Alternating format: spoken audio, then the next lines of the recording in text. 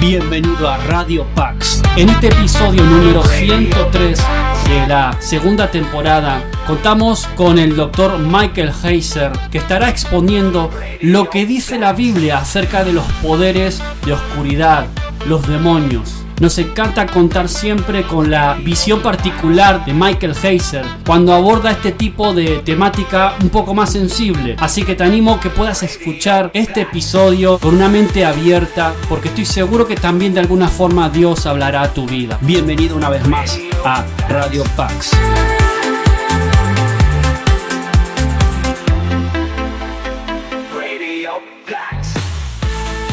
Cuando los cristianos piensan en demonios, normalmente piensan en posesión.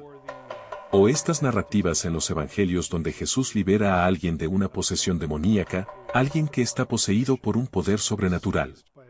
Pero hay mucho más que eso en la historia y en el trasfondo.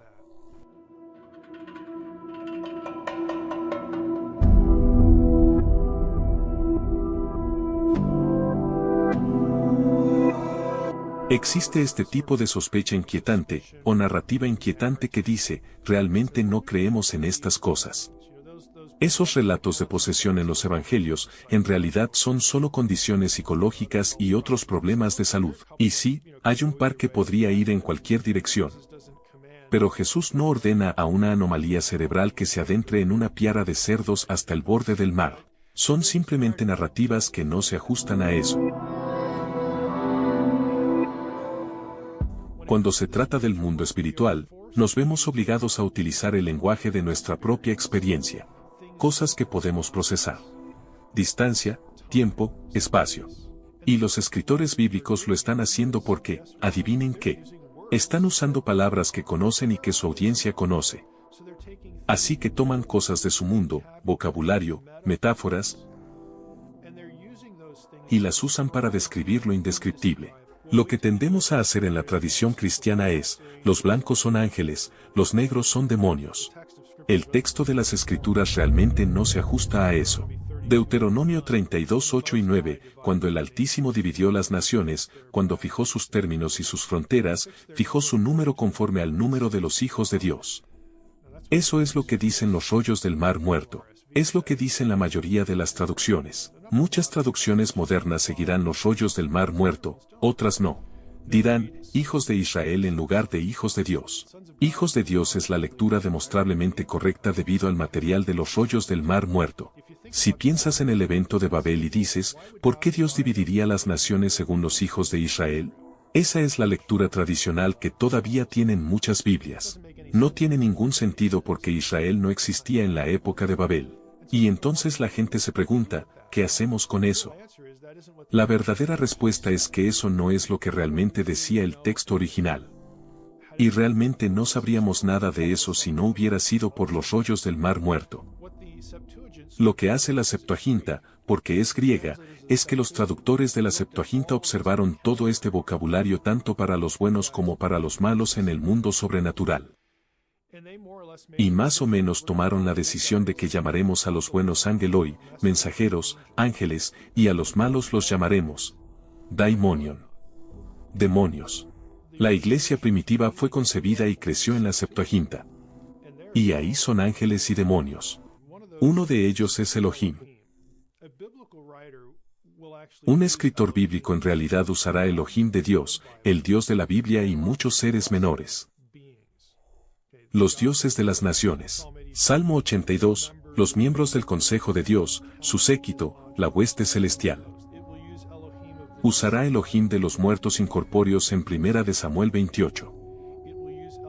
Usará Elohim de los Edim en Deuteronomio 32, 17, que generalmente se traduce como demonios, pero en realidad es una entidad territorial. Pero como sea que entendamos eso, no es el Dios de Israel. Es algo más bajo, pero sigue siendo Elohim. Y la razón por la que está bien para un escritor bíblico, es que Elohim es solo un término que se usaría como etiqueta para cualquier cosa que por naturaleza sea un miembro incorpóreo del mundo espiritual, bueno o malo. Si eres una entidad incorpórea y tu estado natural es el mundo espiritual, eres un Elohim.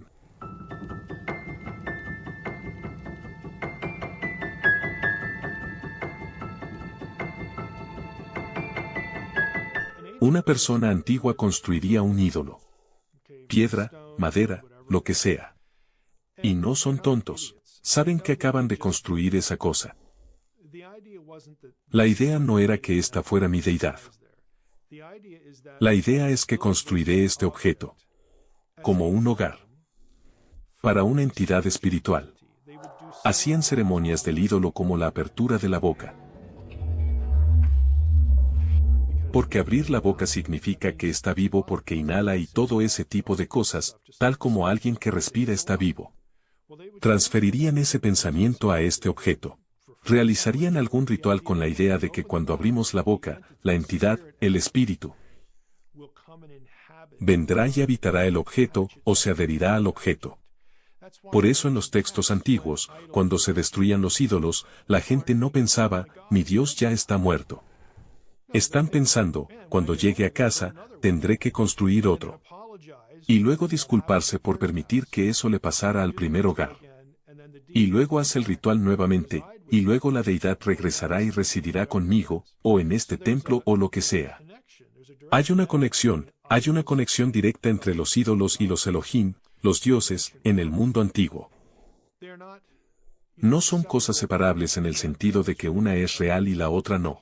La única razón de crear un ídolo era para lograr que esta entidad real se adhiriera a él y estuviera contigo para que pudieras negociar con él, es la esencia del politeísmo. Aplacas a los dioses, crees que los necesitas a tu lado para vivir una buena vida.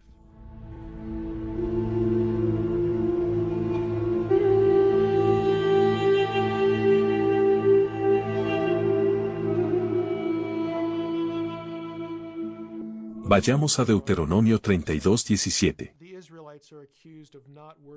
Los israelitas son acusados de no adorar a Dios, sino de adorar a Sedim, y luego la siguiente línea dice, Elohim que no habían conocido. Entonces los Sedim son llamados Elohim en ese versículo. Ahora, en la Septuaginta, Sedim se traduce como, demonios, daimonion.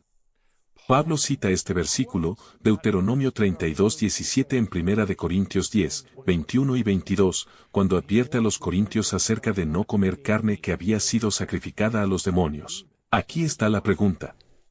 Para todos los que quieran decir, son solo ídolos o solo objetos de piedra o lo que sea, y no tienen entidades reales detrás de ellos. ¿Por qué le importaría entonces a Pablo? ¿Estás diciendo que Pablo no creía que los demonios fueran reales? Lo siento, pero sí lo creía.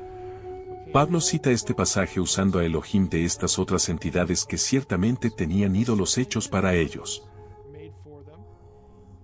En la cosmovisión bíblica, estas eran entidades reales que importaban porque eran hostiles y podían desviar a las personas del Dios verdadero.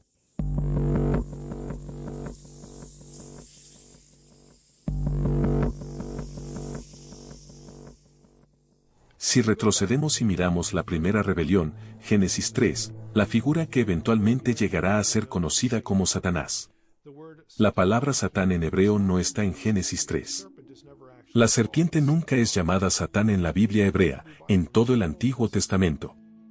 Así es como funciona en el Antiguo Testamento. El primer rebelde es arrojado al Eretz, que es un término hebreo para suelo o tierra, también es un término que puede usarse para referirse al inframundo.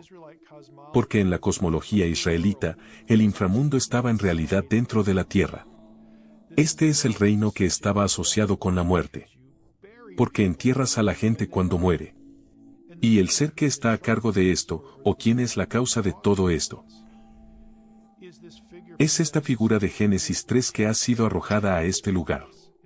En lugar de estar como el Altísimo o sobre las estrellas de Dios, no, ahora vas a estar bajo los pies de los mortales, a los que buscabas extraviar y destruir. Obtenemos los pensamientos centrales, que en realidad están sistematizados en el Nuevo Testamento.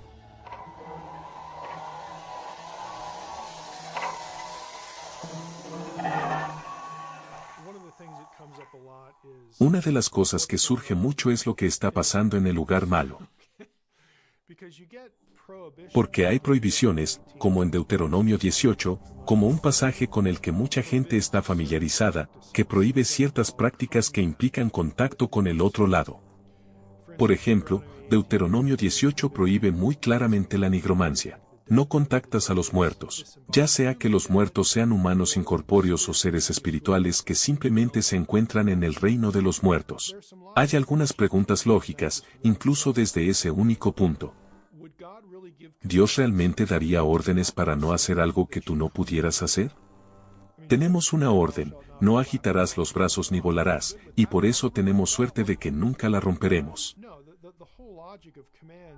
Toda la lógica de los mandamientos es que Dios ordena cosas que están dentro del alcance de la capacidad humana, que realmente funcionen. Hay inteligencias sobrenaturales que no son amigables, a las que les encantaría manipularte y destruirte. Lo que Dios está diciendo es, no hagas ciertas cosas. Porque se trata de rituales, hábitos, incluso gestos de solicitación a otras inteligencias que funcionarán. No se trata de que Dios sea un aguafiestas, Él no quiere que sepas lo que va a pasar, no quiere que sepas este punto particular de conocimiento. El objetivo de este tipo de prohibiciones es que, si de alguna manera eres absorbido por el mundo espiritual del lado oscuro, o te adentras, no sabes lo que estás obteniendo. No es tu reino, no creas que sabes lo que te estás encontrando, lo que te están diciendo. No tienes ninguna idea de qué hay ahí.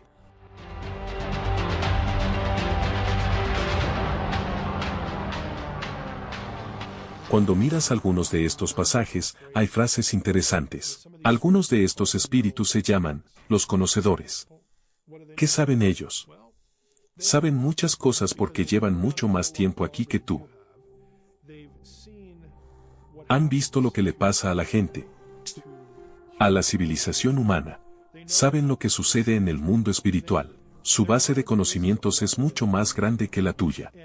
Y pueden engañarte con ese conocimiento. No los escuches.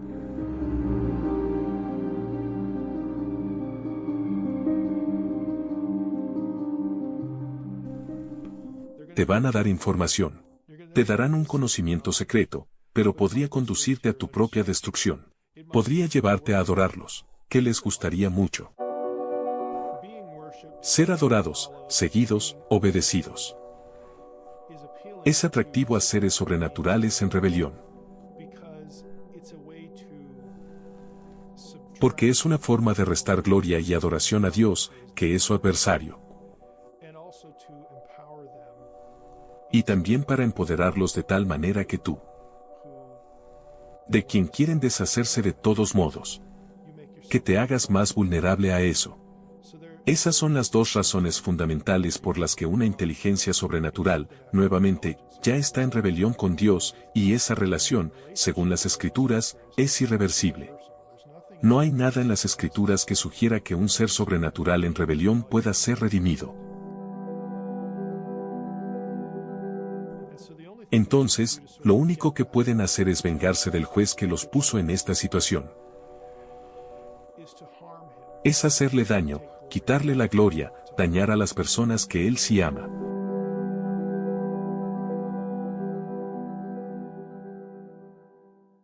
Cuando se trata de la segunda rebelión, el episodio de Génesis 6, creo que necesitamos ver nuevamente de una manera diferente cómo esto influye en la teología del Nuevo Testamento. Es una coincidencia que eso sea abordado y eliminado, efectivamente revertido, si se matan todos los vestigios de esto, por parte de Moisés, Josué y David. Se podría decir, ¿por qué nos importaría? Moisés, Josué y David son famosos, nos gustan esos tipos. ¿Qué tienen todos en común? Lo que todos tienen en común es que son presagios, prototipos, tipos de Jesús. No creo que sea una coincidencia que tengas a esos tres individuos responsables de la eliminación de al menos este aspecto de esta rebelión. Piensa un poco en Jesús. Él es el profeta como Moisés. Eso es ciertamente cierto, pero también es superior a Moisés y es superior a la ley. Esto es algo familiar que se manifiesta en las Escrituras, la superioridad como en el libro de Hebreos, la preeminencia de Jesús sobre el sistema mosaico.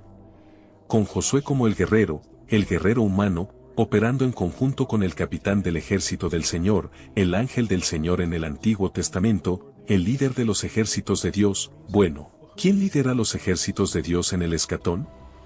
Es Jesús. Las imágenes son bastante consistentes. De hecho, en realidad es confuso cuando se trata de toda la situación de Josué. Luego, por supuesto, con David, él es el nuevo David, es el David supremo, es el rey de Israel.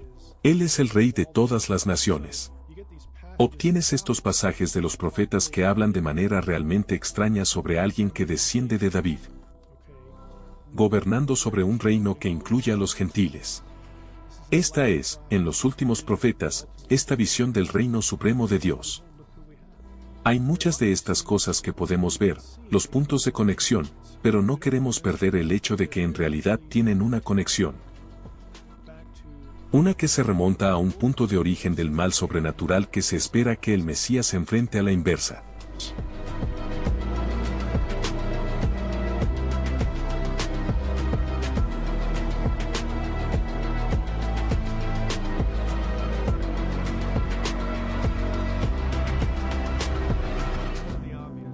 Uno de los elementos obvios que surge cuando hablo de la cosmovisión de Deuteronomio 32 es lo que los estudiosos suelen denominar geografía cósmica. Crea una teología de cuando Yahweh se da vuelta justo después de Babel y llama a Abraham y le promete una tierra. Eso establece realmente el resto del Antiguo Testamento, francamente el resto de la Biblia, porque entonces tenemos a Israel, los descendientes de Abraham, ocupando esta tierra. Eso se manifiesta muy obviamente en el Nuevo Testamento en el vocabulario paulino.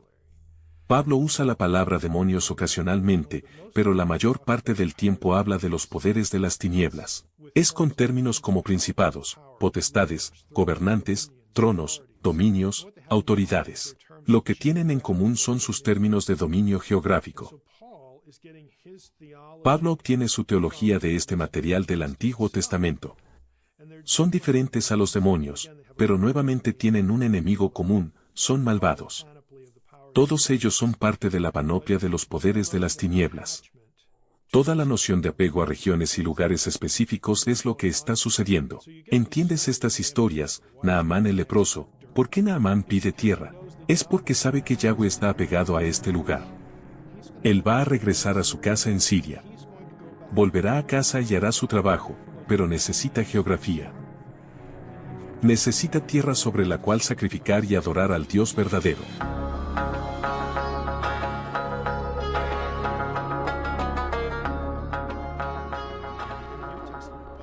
En el Nuevo Testamento, Pablo, a los corintios que están discutiendo entre ellos, les dice, dejen de llevar sus desacuerdos a estos tribunales de justicia y de que alguien haga de árbitro entre ustedes. ¿No saben que van a juzgar a los ángeles?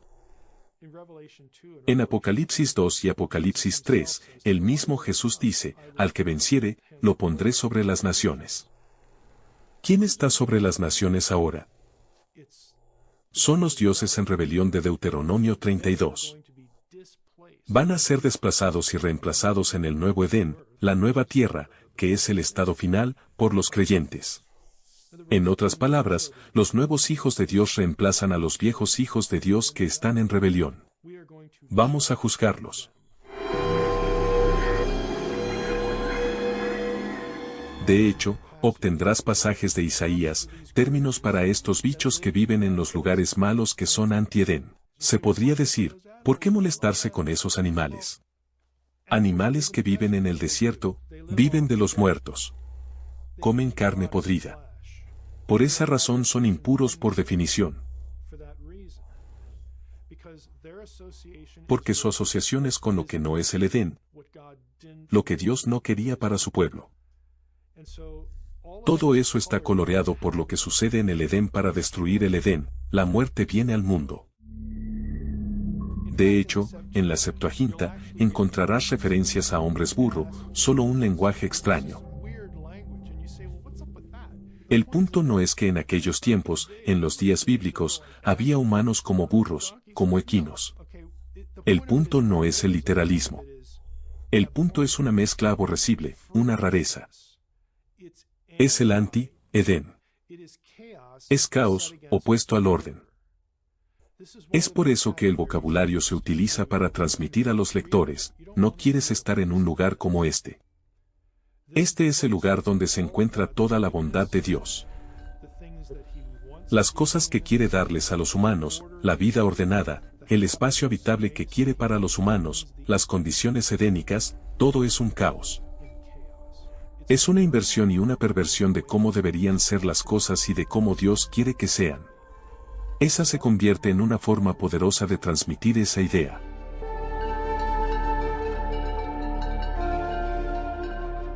Gran parte de este vocabulario y lenguaje, la forma en que la rebelión sobrenatural se describe en general y en términos generales como metáforas del caos, gran parte de ello es rastreable y derivado de Babilonia. Babilonia era un mal lugar. Porque aquí es donde el intento terrenal de poner en marcha el Edén. Aquí es donde murió. Babilonia fue quien conquistó a Judá, se llevó las dos últimas tribus y específicamente la tribu davídica. A quien se le dio la promesa de realeza y lo destruyó todo, destruyó el templo, llevó al pueblo de regreso a Babilonia. Este es el periodo en el que muchos eruditos, tanto seculares como creyentes, creen que se hizo mucho trabajo para darle al Antiguo Testamento su forma final. Lo que hacen es sembrar gran parte del contenido con imágenes babilónicas para comunicar, donde estamos ahora no es donde se supone que debemos estar. Estamos en territorio enemigo. Este es el lugar del caos. Se está convirtiendo en algo que nunca debió ser, y que Dios no quiere que fuera.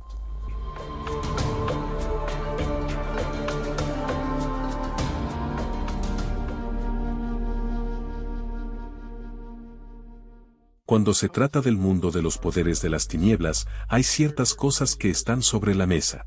Está la muerte, esa es grande. Hay desorden, o caos. Esas cosas están a 180 grados del mundo que Dios creó para la familia humana que Él quería. Para empezar, son anti-Edén. Las cosas se derivan de eso. Habrá agentes de la muerte.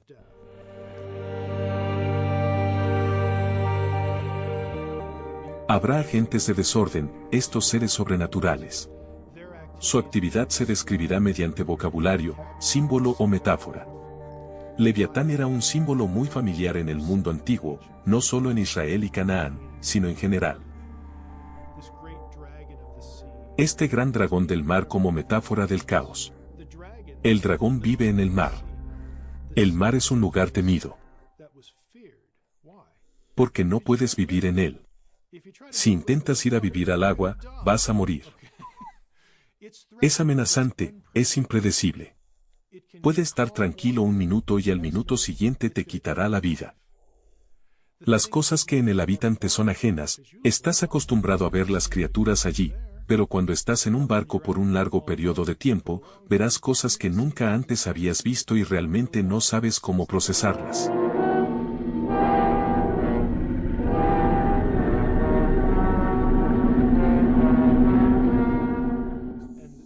Y los escritores utilizan cosas que les resultan familiares, de forma desfavorable, para describir amenazas espirituales a un ser humano. Es una estrategia muy simple y cuando realmente lo piensas, es muy efectiva.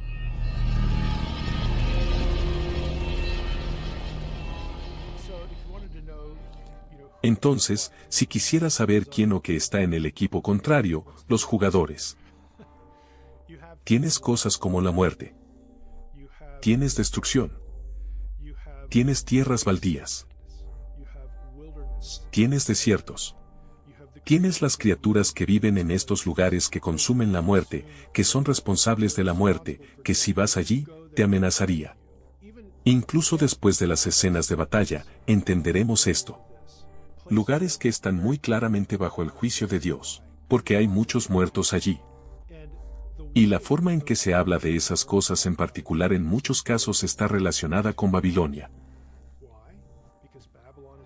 Porque Babilonia es el principal enemigo del pueblo de Dios, no solo en el Antiguo Testamento, sino que la gente tiene memoria de eso. Y por eso usarán Babilonia en el Nuevo Testamento para testificar de las amenazas terrenales. Nuevamente, vincular estas ideas para hablar de agentes humanos del caos que se oponen a Dios y al pueblo de Dios, y también agentes sobrenaturales que se oponen a Dios y al pueblo de Dios. Para la persona bíblica, estos dos mundos funcionan simbióticamente, y el mismo conjunto de herramientas podría usarse para describir uno y ambos.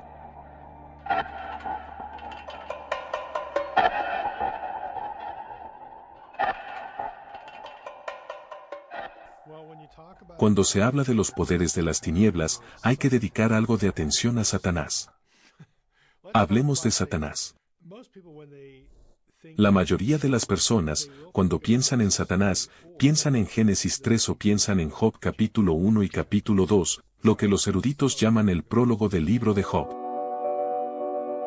Tenemos una reunión del concilio divino, los hijos de Dios están reunidos. Y luego, en nuestras Biblias, aparece Satanás, con S mayúscula.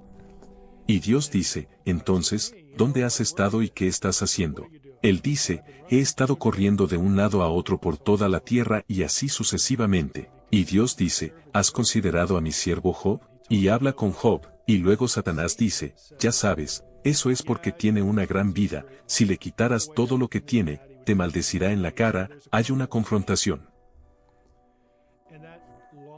Y eso nos lanza a lo que le sucede a Job. Plantea ciertas preguntas como ¿por qué está Satanás allí? ¿Sigue trabajando para Dios? ¿Está en nómina y todo eso? Y esas son preguntas legítimas de las que deberíamos hablar.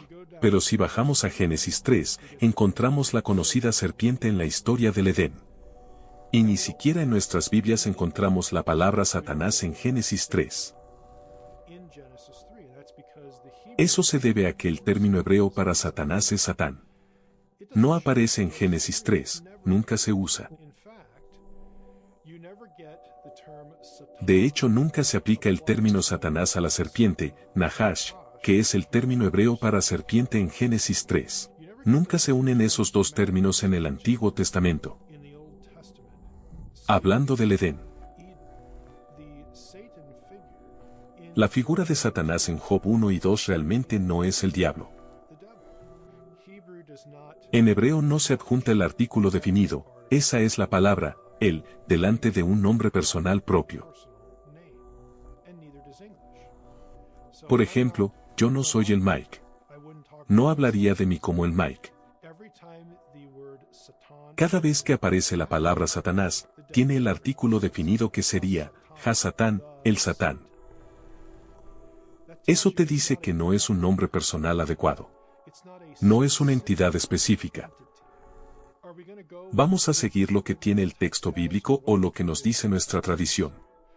Entonces, lo que tenemos en Job 1 y 2 es que tenemos un miembro del mundo espiritual, en este caso un miembro funcional de una reunión de la junta directiva. No es malvado ni siniestro, en realidad está haciendo su trabajo. Satanás como sustantivo significa adversario, eso es cierto. Pero también podría significar algo así como retador, o alguien que busca a su alrededor a personas que están obedeciendo o desobedeciendo a Dios, y luego informa sobre ellas. El objetivo de estas descripciones metafóricas es recordarnos que a Dios no se le escapa nada. Está todo en el banco de memoria. Está todo ahí. No se pasa nada por alto. Donde en cierto modo pasa de, estoy haciendo mi trabajo a desafiar, o convertirme en adversario en relación con Dios. Es cuando cuestiona la evaluación que Dios hace de Job.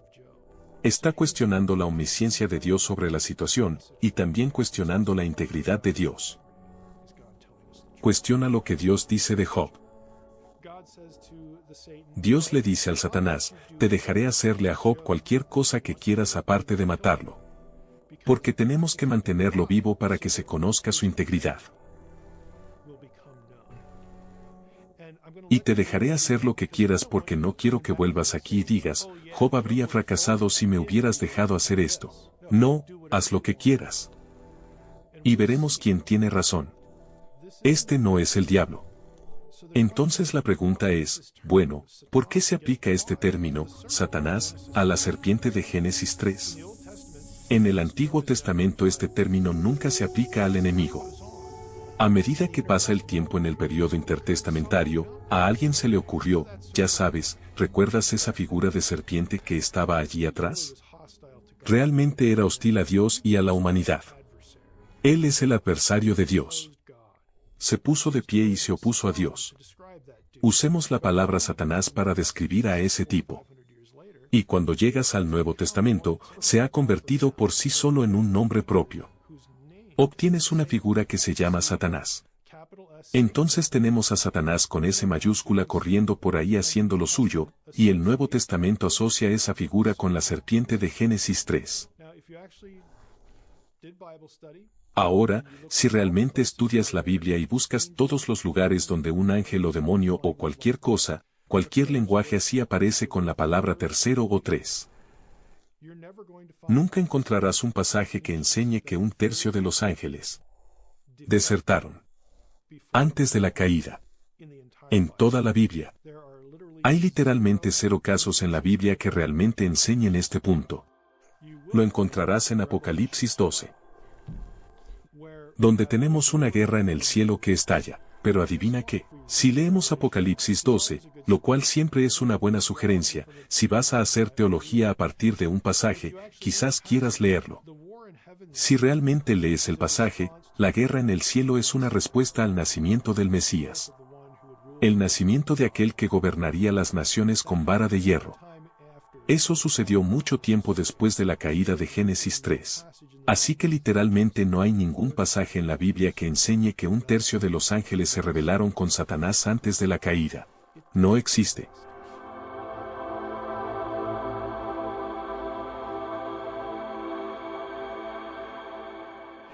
Y entonces, si realmente pensamos en quién era este ser llamado Satanás, es un ser divino inteligente. Ya que es libre, pero tampoco es Dios, en otras palabras, no es perfecto. Existe la posibilidad, la potencialidad de la autonomía, de buscar la autonomía. Y lo vemos reflejado en pasajes como Isaías 14. Que creo, que estoy lejos de ser el único, creo que Isaías 14. Ezequiel 28, Génesis 3, tienen el mismo tipo de historia de rebelión divina en juego. Y realmente es solo una cuestión de quien lo expone más directamente entre esos 3 pasajes. Pero hay un ser en particular que quiere ser la máxima autoridad, quiere autonomía, quiere estar en el lugar de Dios. Y toma esa decisión y sufre las consecuencias de ello. En cuanto a cuándo, yo respondería esto, y no intento hacerme el listo, pero lo respondería de esta manera. Que en cuanto decidió que esto es lo que quiero. Y decidió actuar en consecuencia. Y decidió revertir la decisión de Dios de crear a los humanos haciéndolos caer, suponiendo que serían juzgados y simplemente prescindirlos. Tan pronto como llega a ese punto, entonces se revela. Entonces, si leemos Génesis 3, eso es lo mejor que podemos hacer en conjunto con la decisión de Dios de crear a la humanidad y poner a Adán y Eva en el jardín, y entender que esto es lo que Dios va a hacer ahora. Tenemos una familia humana al igual que ustedes, pero ahora tenemos una familia humana. Voy a venir a la tierra, les voy a dar este lugar maravilloso y vamos a convivir con ellos y ayudarlos y ser, nuevamente, una gran familia feliz. Tienes un ser que dice, no quiero hacerlo. Estoy ofendido por eso. Los humanos son un poco más bajos que los Elohim. Eso es lo que realmente dice el Salmo 8. Que la humanidad es creada un poquito más abajo que los Elohim. Entonces tenemos uno de estos seres que no quiere someterse a la autoridad de Dios y dice, somos mejores. Soy mejor que estos seres y no les voy a servir. Entonces creo que todas esas cosas son factores de lo que sucedió y el por qué.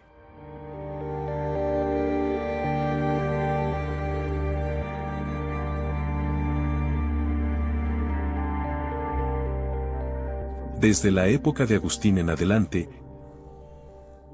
hemos desmitificado. Nos hemos despojado, hemos negado que los acontecimientos de Génesis 6:1 al 4 sean sobrenaturales. Atenuamos el episodio de los hijos de Dios con las hijas de los hombres.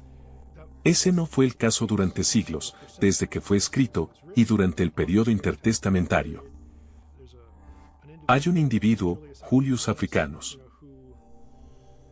quien, antes de Agustín, fue el primero en rechazar la cosmovisión sobrenatural, pero luego Agustín lo hizo, y hay razones por las que lo hizo. Creo que tenía sus razones con parte del material del judaísmo y con el maniqueísmo, que fue la secta cristiana a la que se unió después de su conversión. Reverenciaban el libro de Enoc, que le dio mucha importancia a este episodio. Luego, cuando se separaron, Agustín simplemente no es consciente de la necesidad del pasaje, y lo descarta, así que el resto de la iglesia, debido a su estatura, sigue su ejemplo. Desde entonces hemos tenido visiones de Génesis 6 que hacen que el contexto sobrenatural desaparezca. Entonces nos perdemos el número 2. El número 3 es que sabemos todo sobre la historia de Babel, pero nunca encontramos realmente Deuteronomio 32, 8 y 9, porque antes de los rollos del Mar Muerto se leía que las naciones estaban divididas según el número de los hijos de Israel, y las pocas personas que preguntaron, ¿cómo tiene sentido eso porque no existía Israel? Realmente no tenemos una respuesta, y por eso tiende a ser ignorado en gran medida hasta que nos damos cuenta, a través de los rollos del Mar Muerto, que realmente dice hijos de Dios y eso nos lleva a este mundo divino que está sucediendo. Entonces surge la pregunta natural sobre la jerarquía. ¿Existe una jerarquía? ¿Están en el mismo equipo? Porque todos son Elohim, todos son el mismo tipo de ser. Pero eso no significa que no tengan diferentes poderes, diferentes grados de poder o diferentes estatus.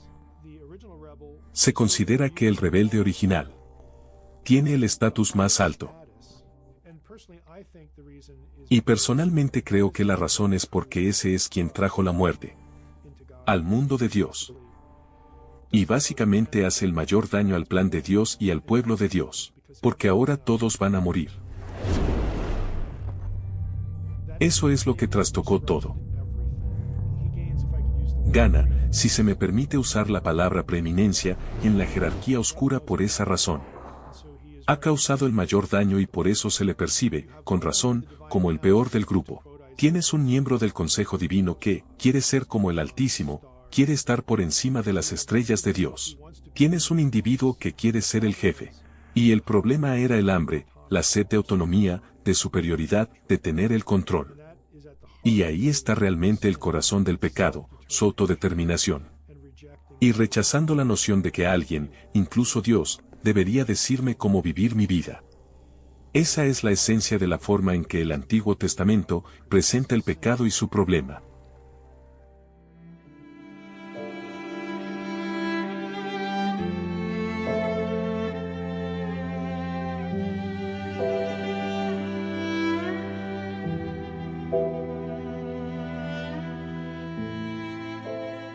Creo que una de las mejores preguntas que recibo a menudo es esta.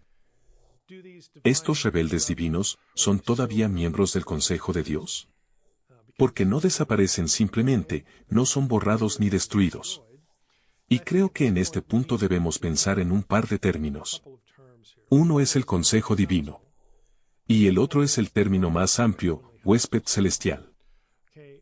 Si no tuviéramos rebelión, esos dos términos se superpondrían absolutamente. Serían absolutamente sinónimos.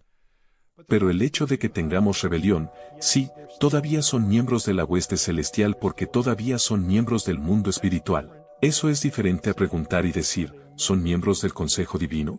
Porque los consejos divinos, por definición en las escenas del Consejo Divino, son aquellos que ayudan a Dios en el gobierno. Estos tipos no están ayudando a Dios. Están en oposición. Así que no creo que los rebeldes divinos sigan siendo parte del Consejo Divino. No están en la nómina de Dios. No se presentan a trabajar el lunes porque ya no tienen trabajo. Así que hay una distancia, pero, sin embargo, todavía son miembros de esto que en términos generales llamamos el mundo espiritual.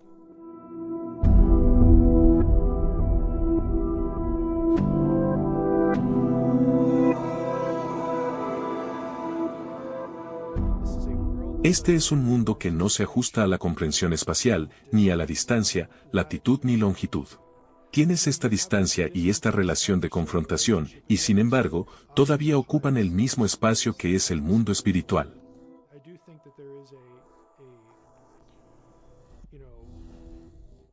Creo que hay una separación entre ellos. Obtienes indicaciones de estas cosas en las Escrituras, lo cual entiendo en cierto modo, de definir las relaciones de roles y limitar la autoridad y la capacidad. Por ejemplo, no creo que sea un error que cuando Jesús envía discípulos inicialmente, comienza su ministerio, comienza a predicar sobre el reino de Dios. El reino de Dios está aquí y todo ese tipo de cosas. Luego envía discípulos. Es interesante que envía 70 o 72 dependiendo de si estás usando la Septuaginta o el texto hebreo tradicional, pero es una referencia a las naciones que fueron desheredadas porque ese es un número. Hasta este punto, este ser, esta entidad, Satanás, ha sido dueño de todos y de todo. Pero estoy aquí para decirte que si eres miembro del reino de Dios, Satanás no tiene ningún derecho sobre ti en absoluto.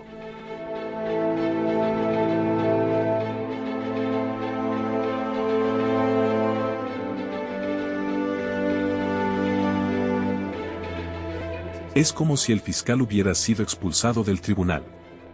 Dios no necesita escuchar lo que has hecho. No necesita saber por qué mereces la muerte. No necesita oír que la muerte es tu destino. Si me aceptas como Mesías y te unes al reino de Dios, al reino de los cielos. Problema resuelto. Él no tiene ningún derecho sobre ti en absoluto. Y entonces mi ministerio, mi mensaje, es el comienzo de su pérdida de propiedad del mundo. Aquí es donde comienza. Lo que es la guerra espiritual es el crecimiento del reino de Dios, la gran comisión y la disminución del otro reino. Y la manera de lograrlo es diciendo la verdad, le dices la verdad a las mentiras.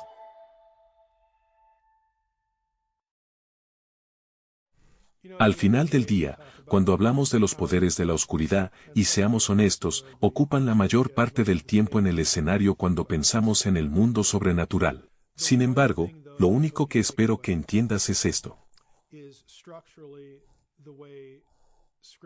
Estructuralmente, la forma en que las Escrituras nos presentan esto en el caso de 3 rebeliones, y más importante, como Jesús y lo que hace en la cruz, tiene como objetivo específico curar y revertir las 3. Las cosas de las que hemos hablado aquí no son accidentes de las Escrituras.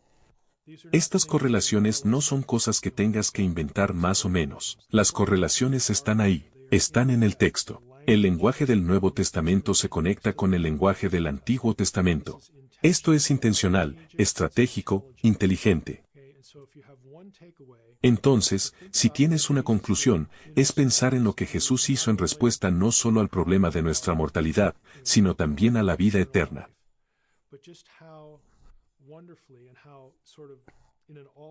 Pero cuán maravillosamente, y de una manera que lo abarca todo, lo que Jesús hace en el Nuevo Testamento, y como se habla de ello, cubre la gama de todas estas fuerzas de oscuridad sobrenatural y de qué se tratan. Ninguno de ellos se pasa por alto y nada queda sin abordar.